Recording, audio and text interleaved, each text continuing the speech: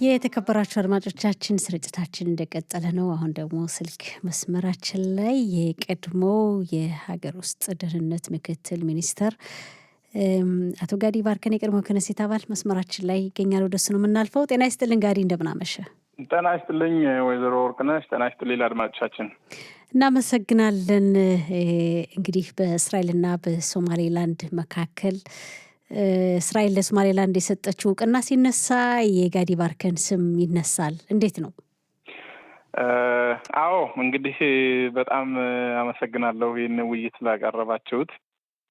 እስካሁን ድረስ በስውር ውይይት የነበረው ባለፈው ግማሽ ዓመት ይፋ ሆኖ እስራኤል መንግስት እውቅና ለሶማሌላንድ ሀገር መጀመሪያዋም ብቸኛዋም እስራኤል ለሶማሌላንድ ሀገር እውቅና ስትሰጥ፣ ከዚህም በፊት ግን በዚህን ባለፈው እኔ ክነሰት አባል እያለሁ ጀምሮ ባለፈው 4 ዓመት ውይይት ተጀምሮ ነበር። ከዛም በኋላ ግን አብዛኛውን ከኖቨምበር 22 ጀምሮ ይህን አጀንዳ ለእስራኤል ጠቅላይ ሚኒስትርም ለካቢኔቱም ይህን አቅርቤ ነበረ። በሰዓቱ ተሰሚነት አልነበረውም። ከዛም በኋላ ግን ይሄ ጉዳይ እንዴት ልብ አልከው? ግን ሶማሌላንድ ሲባል መቼም አሁን ያለችበት አካባቢ እውቅና ማጣቷ ከሶማሌ ከትልቋ ዋና ሶማሌ ጋር ያለው አለመግባባት ብዙ ነገር አለና እንደው ሶማሌላንድ እንዴት ልብ በተመለከትካት? እውነት ለመናገር ሶማሌላንድ ብቻ አይደለም ያሰብኩት። እኔ ክነሰት ስገባ እያንዳንዱ የክነሰት አባል በክነሰቱ ስም ሆኖ የተለያየ ዓለም አሉ ያሉትን ሀገራት የወዳጅነትን የሚመሰርት ኮሚቴ ያቋቁማል። እኔ የአፍሪካን ሀገሮች ኃላፊነት ወስጄ በእኔ ስር የሚሰራ ኮሚቴ ተቋቁሞ ከዛን ትልቅ ስብሰባ አካሄጀ ነበረ በ2022 ትልቅ ስብሰባ ያካሄድኩት እስራኤልና የአፍሪካ ሀገር ጥምር ዘላቂ ወዳጅነት ለማቋቋም ብዬ ሳደርግ እዛን ውይይቱ ጀመረ። ከዛ ደግሞ ፓርላማው እንደምታውቁት ህብረተሰቡ በዚህን ባለፈው ክነሰቱን ያልሳተፍን በማለት 37 ወንበር አልቀበልም በማለት የነበርኩበት 28 ስለሆነ ክነሰቱን አልገባም ብዬ ከጠቅላይ ሚኒስትራችን ጋርም ህዝቡ የሚያውቀው ለቅቄ ወጣሁ። ከዛም በኋላ ግን ይህን በክነሰት የጀመርኩትን መቀጠል አለብኝ ብዬ ሳስብ እዚህ መሀል የአፍሪካ ሀገራትን መሪዎች የተገናኘው ከተለያዩ ከነሱ ሰዎች ጋር እዚህ መሀል ሶማሌላንድ የምትባለው ሀገር በጣም ትኩረቴን ወሰደችው እና ሳየው እቺ ሀገር 32 ዓመቷ ራሷን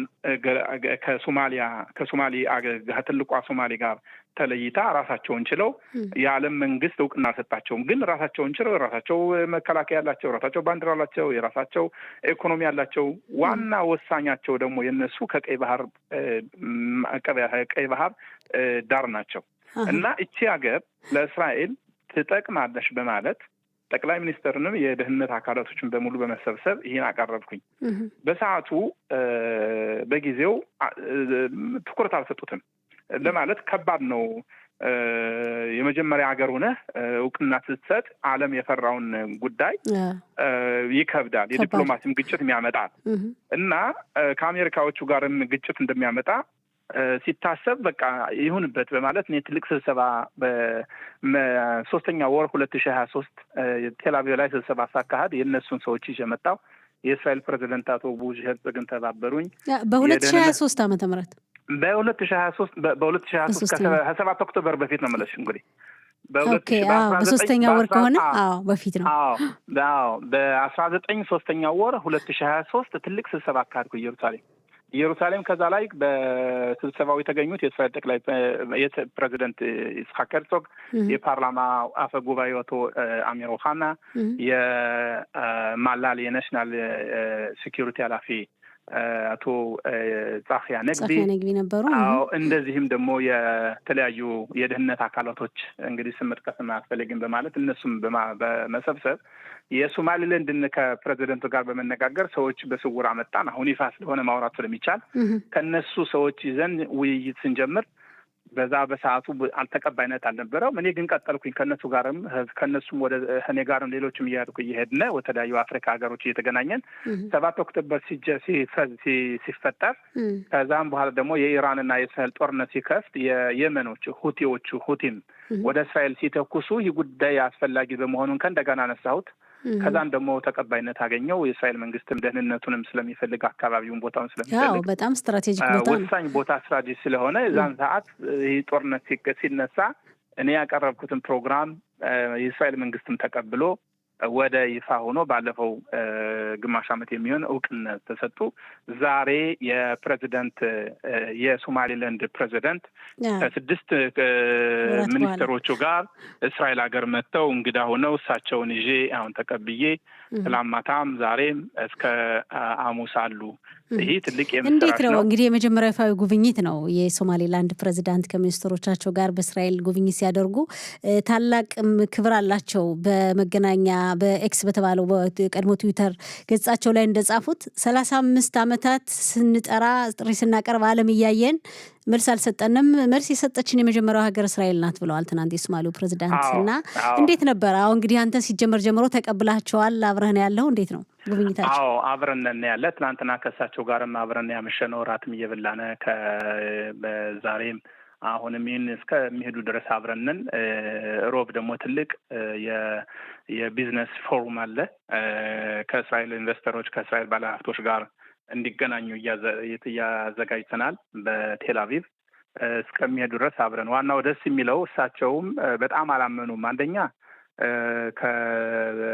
እንደዚህ እኔ ትውልድ ኢትዮጵያዊ በመሆኔ አላመኑም። እዚህ ያክል አስተዋጽኦ ማድረግ ተቀባይነት መኖርን ሲያዩ ህብረተሰቡን ሲያዩ እኔም ስለ ህብረተሰባችን እስራኤል ላለሁበት እስራኤል በሰፊው አስረዳሁኝ። ፊትም አሁንም ሲመጡ በስነ ስርዓት በጣም በሚገርም ሁኔታ የተያዘው። እኔም ይሄን አጋጣሚ ተጠቅሜ ህብረተሰቤን ለማመስገን ወዳለሁ። ማለትም እርግጥ እኔ ብመራ ይህን ነገር ሀሳብ ባመጣው ህዝቤ ወገኔ መርጦ የፓርላማ አባል ባያደርገኝ ኖሮ በደህንነት በአካባቢ እሺ፣ አሁን መቀጠል እንችላለን። ድምጽ ስለነበረ ነው ይቅርታ። ምን ችግር የለም። እና ህብረተሰቡን የእኔ ደስታ የአገሪቱ ብቻ ሳይሆን ህብረተሰቡም ትልቅ አስተዋጽኦ ያደረገ ነው። ማለትም እኔን ደግፎ ፓርላማ አዝሎ አቅፎ አሳድጎ ያደረሰ ወገን የህብረተሰብ ስለሆን እኔም ይህን ባደርገው በህብረተሰቡ ስምም ሁኜም ትናንትና ነግሬያቸዋለሁ።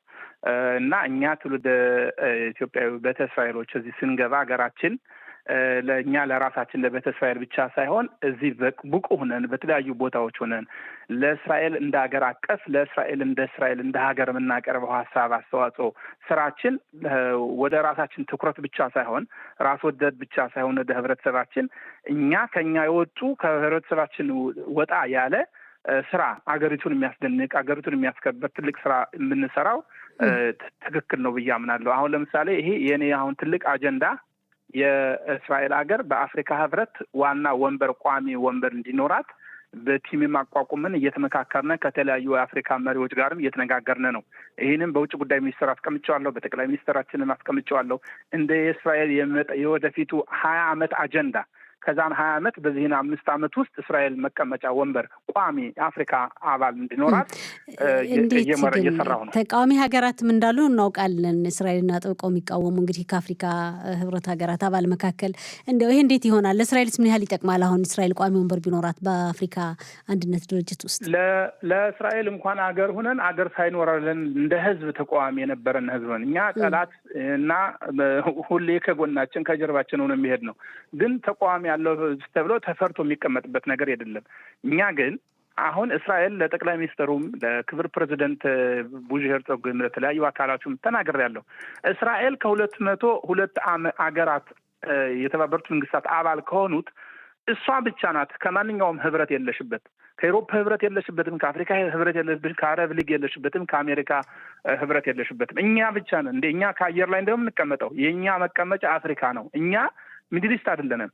ካርታ ተከፍቶ ቢታይ በፕሮፓጋንዳ ቢያሳምኑነን እኛ መካከለኛ ምስራቅን እያሉ ቢያሳምኑነንም ካርታው ቢከፈት ግን እስራኤል የአፍሪካ ጫፍ ቁንጮ ናት። እስራኤል አፍሪካ ናት። ስለዚህ ወደ አፍሪካ ነው ግዴታ ነው። በጂኦግራፊ አቀማመጥ ልክ ነህ። በባህል እስራኤል ወደ አውሮፓ አትቀርብም። እንዴት ወሰደን? በባህል እስራኤል ነው። ባህል እኮ በተለያዩ አካባቢ ይመሰረታል። የኛ ባህል እንደ አካባቢያችን ነው። የኛ ባህል ከአፍሪካ ከፍ የሚል ዝቅ የሚል የለውም። ግን አሁን በአሁኑ ጊዜ ዓለምን ከዓለም ዳር ጫፍ እስከ ጫፍ የሚያገናኘው የኢኮኖሚ ነው፣ የእድገት ጉዳይ ነው፣ የቴክኖሎጂ ነው። የነገው ማርኬት የነገው ጦርነት በታንክና በጀት አይደለም፣ በሳይንስና በኢኮኖሚ ብቻ ነው ጦርነቱ የሚከፈተው። እና አሁን እስራኤል ከአፍሪካ ህብረት አባል ብትሆን አንደኛ ትልቋ ሀያል አገር ከአፍሪካ አንደኛዋ ትሆናለች። ሁለተኛ አፍሪካ ብዙ ታዳጊ ሀገር እያላት የእስራኤል ቴክኖሎጂ ለእኛ ብቻ ሳይሆን ለአፍሪካ ሀገሮች በሙሉም ይጠቅማል።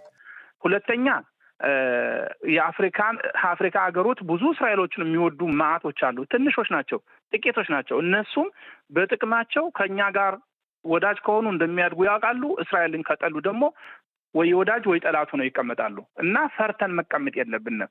እስራኤልን የሚወድ ብዙ ከአፍሪካ ሀገሮች ብዙዎቹ አብዛኛው ሀገር የተለያዩ የተወሰኑትን ተዋቸው ራሱ የአረብ ሀገር ነው ብለሽ የምታስቢው ሞሮኮ እንውሰድ። የሞሮኮ ሀገር ከእስራኤል ጋር ሰላም ለመፍጠር ውይይት ተጀምሮ ለፍርሚያ ነው የቀራቸው። አፍሪካን ተይውና ትልቋ ሳውዲያ ከእስራኤል ጋር እንኳን ይህን ተይውና አፍሪካን ተይውና ከሱሪያ ጋር ከሊባኖን ጋር ሰላም ይፈጠራል። አፍሪካ ሀገር ምን ሰላም ማናደርግበት ሀገሩ ሀገራቱ ይጠቀማሉ። የበለጠ ተጠቃሚ የሆኑ እነሱ ናቸው። እንግዲህ እንዳልከው ለወደፊቱ ትውልዱ የበለጠ ከበሰለ ጥሩ ነው። እናያለን። መሪዎች ነው የሚያስፈልገው። ከዚህ የእስራኤል የፖለቲካ መሪዎች ከዚህ ግራ ቀኝ ክንፍ ሳይባል ለወደፊቱ አርቀው ለሚመጣው 100 ዓመት ለአሁን በትውልድ ሳይሆን ለሚመጣው ትውልድ 100 ዓመት ለሚወለደው ትውልድ ምን አይነት ሀገር እናስቀምጥለት ብሎ የሚነሳ መሪ ካለ እርግጠኛ ነኝ በሚመጣው 100 ዓመት እንኳን አፍሪካ እስራኤል መካከለኛው ምስራቅና የአፍሪካ ቁንጮ ሆና ምናልባት መሲሁ ይመጣል የሚባልበት ጊዜ እየተዘጋጀ ሊሆን ይችላል። እኛ የሰላም ሀገር ነን፣ የእድገት ሀገር ነን። ፈርተን መቀመጥ የለብንም። ከሁሉ ጋር በሰላም የምንኖርበት መንገድ ነው። በጣም ጥሩ። እንግዲህ ያለን ጊዜያችን እያለቀ ስለሆነ ስርጭታችን ጊዜ አጠር አድርገህ ጋዲ ለማጠቃለያ የምትለው ነገር ካለ? ለማጠቃላይ እንግዲህ እኛ ህብረተሰባችን አገሩን የወደደ ለሀገሩ ብዙ መስዋዕት የከፈለ እንደኛ ህብረተሰብ ቤተ እስራኤልን የሚወድ ምድር ላይ እስካሁን ካለበትም የለም፣ ይፈጠራል ብዬ አላምንም። ይህን ደግሞ ራሳችን ማመን አለብን። የሀገሪቱ ባላባት ሁነን ራሳችን ማሳመን አለብን። እንደ እንግዳ ወይም ዘርነት አለ ወይም እኛን እኮ ኢትዮጵያኖች ይጨቆኑናል እያልን ካሰብነ የባርነት ሀሳብ ነው። እኔ አሁን ለምሳሌ የክነሰት እንደወጣሁት ይቅርብኝ እንደ ማንኛውም ኢትዮጵያዊ ከህብረተሰቤ ጋር ተቀምጬ እስራኤልን በቸርች እቀመጣለሁ ብል ኑሮ እውነት ለመናገር ይሄ የእስራኤልና የሶማሌ ላይፈጠር ይችላል። ታላቅ የዲፕሎማሲ ስራ ነው የተሰራው። አሁን እንግዲህ ጥሩ ነው። ይሄ እዚህ ላይ ነው ትኩረት ሰጠን መስራት ያለብን። ኢትዮጵያ ቤተ እስራኤላውያን ለእስራኤል እናስፈልጋለን ሲባል ዝም ብሎ አይደለም። እስራኤል እኛ ባላባቶች ስለሆነ እንደ ባላባት ነው መንቀሳቀስ ያለብን። አለቀ። በጣም ጥሩ። በጣም እናመሰግናለን ጋዲ። መልካም ምሽት ይሁንልህ። መልካም ምሽት ለሁላቸው።